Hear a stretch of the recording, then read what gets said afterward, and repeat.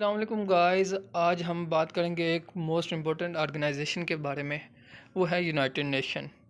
पहले हम इसका इंट्रोडक्शन पर रहते हैं कि यूनाइटेड नेशन क्या है, ये क्यों बनाए गए, इसके मकासद क्या थे और इसकी ज़रूरत क्यों पेश आई हमें। ये एक इंटरनेशनल ऑर्गेनाइजेशन है, founded in 1945 after world war two. ये 1945 में बनाई गई वर्ल्ड वार टू के बाद। वर्ल्ड वार टू में इतनी ज़्यादा तबाही हुई थी, मुल्कों को बहुत नुकसान पहुंचा था, इंफ्रास्ट्रक्चर को भी, हस्पतालों, हर चीज़ को नुकसान पहुंचा था। तो उसके लिए एक ऑर्गेनाइजेशन की ज़रूरत थी।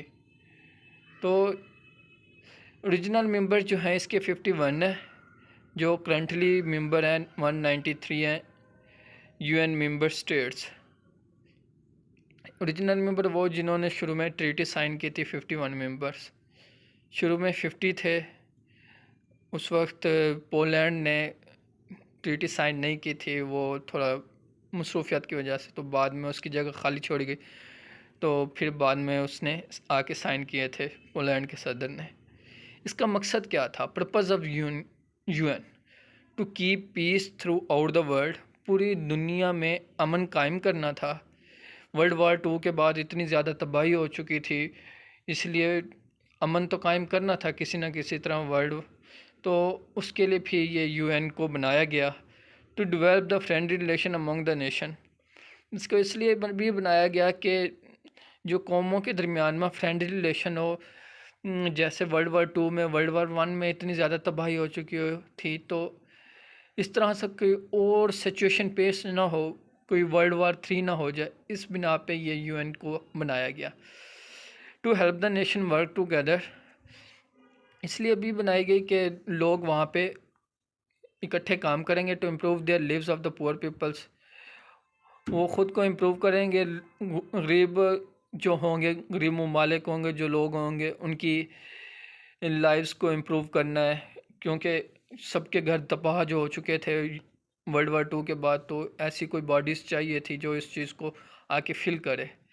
टू कनकार हंगर, इतनी ज़्यादा भूख हो चुकी थी, लोगों के पास पैसा नहीं था, तो इस वजह से भी डिज़ीज़, बीमारियां बहुत फैल चुकी थी, उसको ओवरकम करने के लिए इलिटरेसी रेट बहुत ज़्यादा हो गया था, उसको भी ओवरकम करने के लिए। And to encourage respect for each other rights for freedom, और इनकरेज किया गया एक दूसरे के राइट्स को और फ्रीडम को। To be centre harmonising the action of the nation to achieve the goal. लोगों को ना हमहंगी पैदा करनी है उनके अंदर, के वो अपने गोल्स को अचीव करने के लिए ना एक दूसरे का साथ दें। हम अब इसकी हिस्ट्री पढ़ लेते हैं। यूनाइटेड नेशन की हिस्ट्री क्या है? As a world war two was about to end 1945। World war जो टू थी वो ख़त्म हो चुकी थी। The nation were in rain and world want to peace. जो कौमें थीं वो ज़्यादातर तबाह हो चुकी थी, उनका बुरे हालात थे, यहाँ तक कि उसमें तो न्यूक्लियर वार भी स्टार्ट हो गई थी। अमेरिका ने बमबारी भी की थी जापान में। और तो दुनिया चाहती थी कि किसी तरह अमन कायम हो दुनिया के अंदर। अ न्यू इंटरनेशनल ऑर्गेनाइजेशन, कोई ऐसी नई इंटरनेशनल ऑर्गेनाइजेशन बननी चाहिए, UN, which it was hope to prevent the another world war.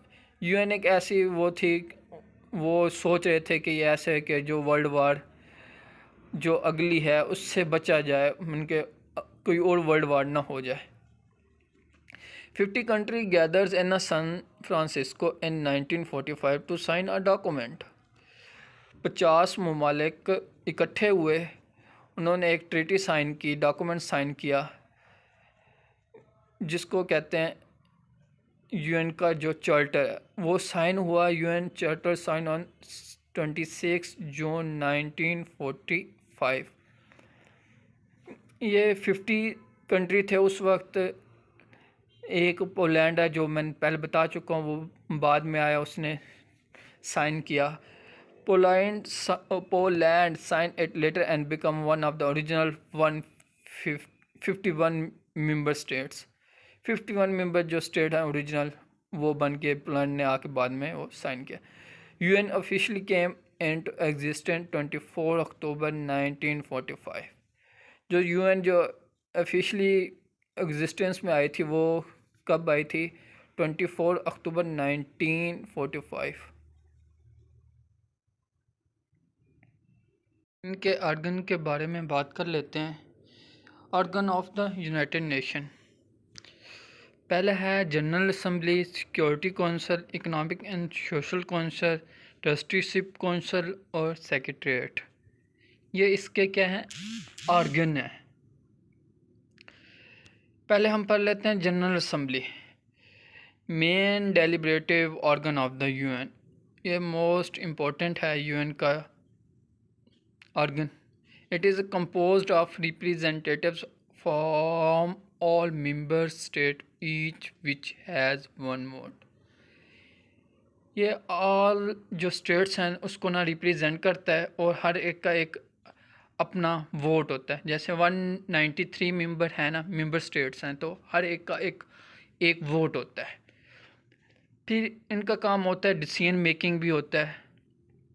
2/3 majority, अगर 2/3 मेजॉरिटी 193 वोट हैं तो अगर 2/3 मेजॉरिटी होगी तो उसमें अगर कोई लॉ मेकिंग या ट्रीटी साइन हो रही है फिर जाके वो अप्रूव होगा। पीस एंड सिक्योरिटी, अगर कोई सिक्योरिटी और पीस पे कोई बात हो रही हो, बजटरी मैटर हो कोई, अगर किसी admission of the new members, अगर किसी न्यू मेंबर को एडमिशन देना है तो उसके लिए हमें 2/3 मेजॉरिटी चाहिए यूएन के अंदर, तो वो अप्रूव्ड हो जाएगी। फिर उसमें जो है ना सीटिंग अरेंजमेंट, ये सीटिंग अरेंजमेंट इस तरह होती है कि changing each session in general assembly hall. जो भी असम्बली के अंदर ना हॉल होता है जनरल असम्बली के अंदर, वो हर सेशन में ना लोगों की सीट्स चेंज होती हैं। कभी किसकी कहाँ पे सीट, कभी किसका कहाँ पे, या हर किसी की डिफरेंट, मतलब हर सेशन में डिफरेंट हो जाती है।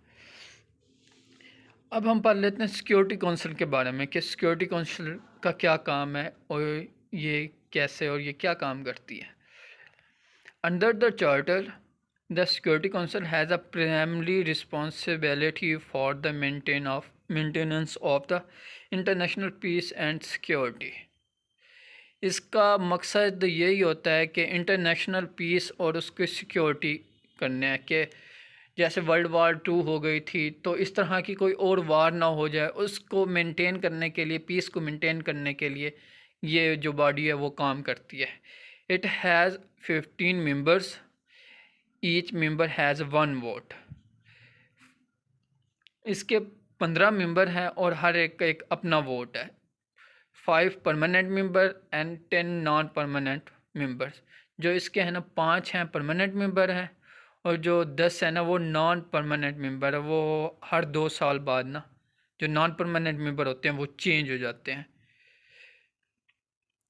Security council president changes every month rotation. जो सिक्योरिटी काउंसिल का प्रेसिडेंट है ना वो हर मंथ चेंज होता रहता है। President permanent members is China, Russia, France, United kingdom and United state of America.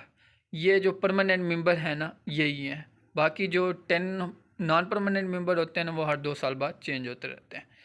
फिर veto power, power of the permanent members to veto any resolution of the security council. जो veto की power होती है वो इस तरह की होती है, अगर किसी एक भी कंट्री ने, किसी एक स्टेट ने अगर वीटो कर दिया, रिजेक्ट कर दिया, तो वो ट्रीटी या डॉक्यूमेंट साइन नहीं होगा।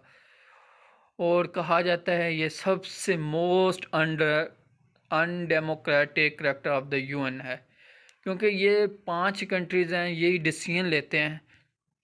बाकी चाहे दूसरे कंट्रीज़ हैं उनके बारे में भी सिर्फ यही 5 लोग हैं ना वही डिसीजन लेते हैं।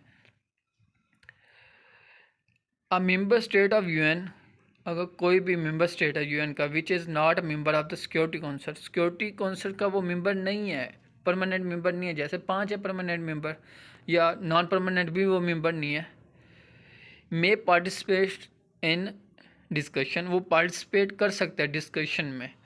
विदाउट वोट, मतलब वो वोट नहीं दे सकता लेकिन डिस्कशन में पार्टिसिपेट करेगा। When council consider that the country interest are affected, वो जो कौंसल है वो देखेगी कि कंट्री का इंटरेस्ट क्या है, वो ऑब्ज़र्व करेगी। मतलब पाकिस्तान और इंडिया जैसे है, इनकी अगर आपस में कोई टसल चल रहा है, यूएन में लेके जाएंगे, तो ये मेंबर नहीं है इसके सिक्योरिटी काउंसिल के, लेकिन वो ऑब्ज़र्व करेंगे और उस बुनियाद पे वो क्या करेंगे, डिसीजन लेंगे। अब हम पढ़ते हैं इकोनॉमिक और सोशल काउंसिल। ये क्या होती है? ये जो बॉडी है, दिस बॉडी इस्टेब्लिश इन 1946। ये 1946 में इस्टेब्लिश हुई थी, लेकिन जो पहली दो है ना, जनरल असम्बली और जो दूसरी है सिक्योरिटी काउंसिल, ये 1945 में इस्टेब्लिश हुई थी। इकोनॉमिक एंड सोशल काउंसिल ये 1946 में हुई थी। This place where the world economic, social, environmental challenges are discussed, debated and policy recommendation issued. इसमें एक वर्ल्ड की इकानमी के बारे में बात की जाती है, अगर कहीं पे मसला आ जाए, सोशल इश्यूज़ के बारे में, इन्वायरमेंटल चैलेंजेस जो इन्वायरमेंटल क्लाइमेट चेंज वगैरह, उस पर डिस्कस किया जाता है, डिबेटेड की जाती हैं और पॉलिसी दी जाती हैं, रिकमेंड की जाती हैं कि इस तरह से करना है, इस तरह से करना है। इसका काम क्या होता है? The work of economic and social council involve so many issues. बहुत सारे जो इश्यूज़ हैं वो इन्वॉल्व हैं इसमें। It has many commissions to help it. इसमें बहुत सारे कमीशन जो हेल्प आउट कर रहे होते हैं। Functional commission, they meet regularly, ये रेगुलरली मिलते हैं and report backs to one such issues, human rights, social rights. इन इश्यूज़ पे बात करते हैं, सोशल राइट्स के बारे में, ह्यूमन डेवलपमेंट के बारे में, ह्यूमन राइट्स के बारे में, सोशल डेवलपमेंट के बारे में, स्टेटस ऑफ वुमेन के बारे में, क्राइम प्रिवेंशन के, narcotic drugs, science and technology, ये सारे इसके बारे में ना बात करते हैं। अगली वीडियो में हम इसकी दूसरी वो पढ़ेंगे जो बॉडीज़ रह गई हैं, ऑर्गन्स रह गए हैं। फ़िलहाल वक्त के लिए इस वीडियो को यहीं पे एंड करते हैं। अल्लाह हाफिज़। सब्सक्राइब करना ना भूलिएगा।